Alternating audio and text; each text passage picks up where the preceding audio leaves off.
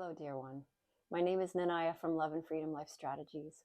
I'm a health and life coach. Today, we're going to talk about how to identify your emotions and how to work with them. So, I'm going to share with you one really simple practice, not easy, but simple. And there are many other ways to do this, and it's quite a complex and deep topic, really. So I understand that in this video today, we're just going to be skimming the surface, but I hope it's helpful to you. And I want to offer the practice of journaling being a really effective way to identify and work with emotions. Journaling is simply giving yourself a little bit of time and space to put pen to paper and let your thoughts, feelings, even your to-do lists, events of the day, let it flow. So specifically geared towards our topic today, you could start with a journaling prompt such as, I am feeling, or what I'm feeling is, ... and then put on a timer for 5 minutes and write. Stream of consciousness, you don't stop, pen stays on paper, you write quickly, you don't edit. It's just allowing what is inside to come out through pen on paper. And the idea is to find understanding and clarity and to make connections. As you're working towards identifying emotions, something that can be really helpful is downloading a list of emotions or a page of emoticons, something to look at and to just to give yourself ideas, to give yourself a little bit of inspiration, especially if this is new or something that you really struggle with. It's a bit of a cheat that is very effective. Another way is just starting out with the 4 basic emotions to kind of guide your way. So mad, sad, glad, or scared. So if you have those 4 categories written down somewhere or in your mind, then you can begin to say, okay, I think I fit into this category, and then slowly but surely learn kind of more nuanced emotions like, disappointed or embarrassed or disgusted or whatever it is, because they all fit underneath those 4 of mad, sad, glad, or scared. Journaling is a practice that can be very effective as a daily practice. And I really do encourage you to put on a timer for 5 minutes, partly to help yourself say, it's just 5 minutes. I can do this every day. It's just 5 minutes. So psychologically, it helps us stick with a discipline to say it's only this amount of time. And as soon as the timer goes off, you're done. But the 5 minutes also is to help the stream of consciousness flow. So it's not starting and stopping. It's just kind of an intense 5 minutes, and then that's it. A daily practice can make a really huge difference in identifying emotions.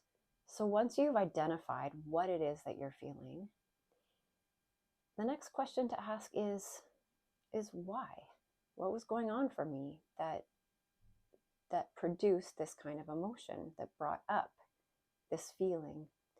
So it's looking at what specific thoughts were coming up at the time, what events, what was occurring, what stressors have been happening in my life, or what stressor was happening in that moment. So again, in the context of journaling, the prompt could be, I was feeling blank because ... and journal 5 minutes and see what comes up. And once you've been able to identify your emotion and figure out why you were feeling that, then the next question is to ask, what did you do with it? Now, this can get a little bit complicated because often we have layers of emotions. So we react to something that we're feeling, and it makes it a bit harder to identify, but that's part of the whole process, is saying, what did I do? How did I react to that emotion? So for instance, say one of my children is sick and they have to stay home from school.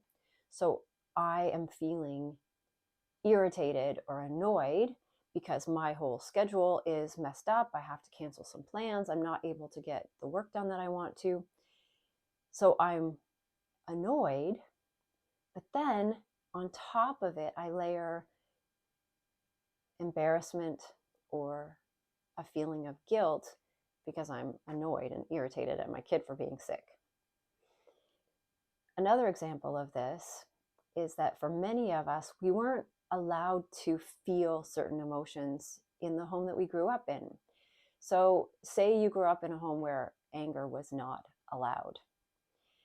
When you feel anger, it will potentially feel so uncomfortable to you that you'll flip right away to a different emotion, like sadness or like fear. So it's becoming aware of that, of what's the primary emotion and kind of what you flip to. Also, kind of on the opposite side, the flip side, is that anger itself is often a secondary emotion. It often follows feelings like shame, fear, guilt, sadness, disappointment.